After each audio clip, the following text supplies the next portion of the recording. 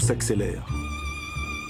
Au cours des 60 dernières années, la population du globe a presque triplé. Et plus de 2 milliards d'hommes ont rejoint les villes. Tout s'accélère. Cette ville, Shenzhen, en Chine, avec ses centaines de gratte-ciel et ses millions d'habitants, était encore un petit village de pêcheurs voilà à peine 40 ans. Tout s'accélère. À Shanghai, 3000 tours et gratte-ciel ont été érigés en 20 ans. Des centaines sont encore et encore en construction. Aujourd'hui, sur 7 milliards d'humains, plus de la moitié vit dans les villes.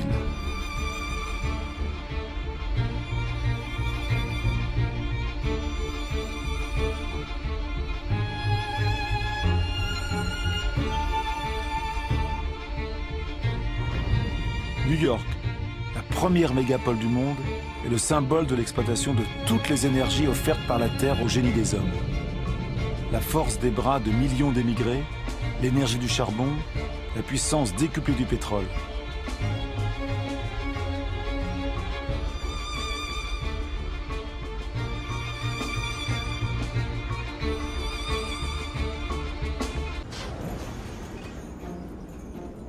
Pour beaucoup d'entre nous, le rêve américain s'incarne dans le nom d'une cité emblématique, Los Angeles.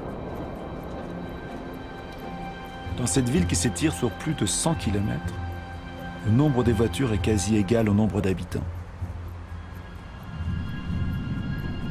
Chaque nuit s'y joue la fantastique parade de l'énergie.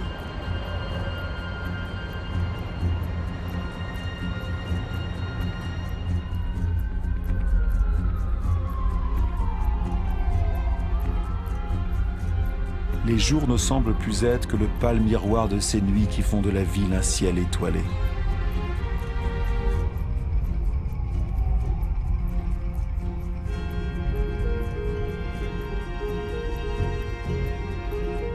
Tout s'accélère.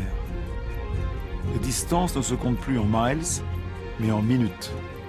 L'automobile redessine les nouvelles banlieues du chacun chez soi où des pavillons sages sont rangés sur le chandelier de rues sans issue. Ce modèle des pays bienheureux est devenu un rêve universel, propagé par tous les téléviseurs du monde. Même ici à Pékin, les pavillons standardisés ont effacé les pagodes.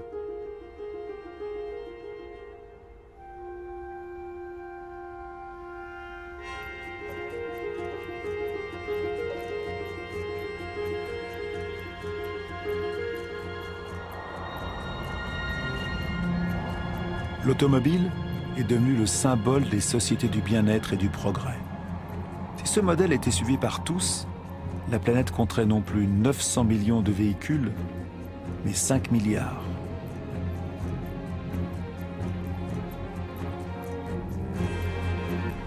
Ce sont ces disparités qui provoquent des mouvements de population dont nous n'avons pas vraiment pris conscience.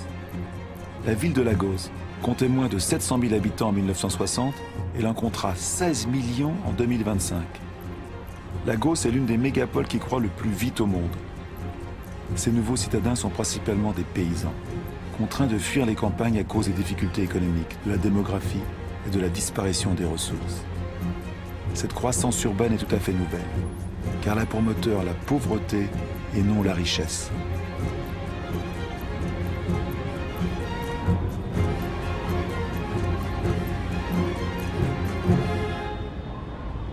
Chaque semaine dans le monde, plus d'1 million d'habitants s'ajoutent à la population des villes. Chaque semaine.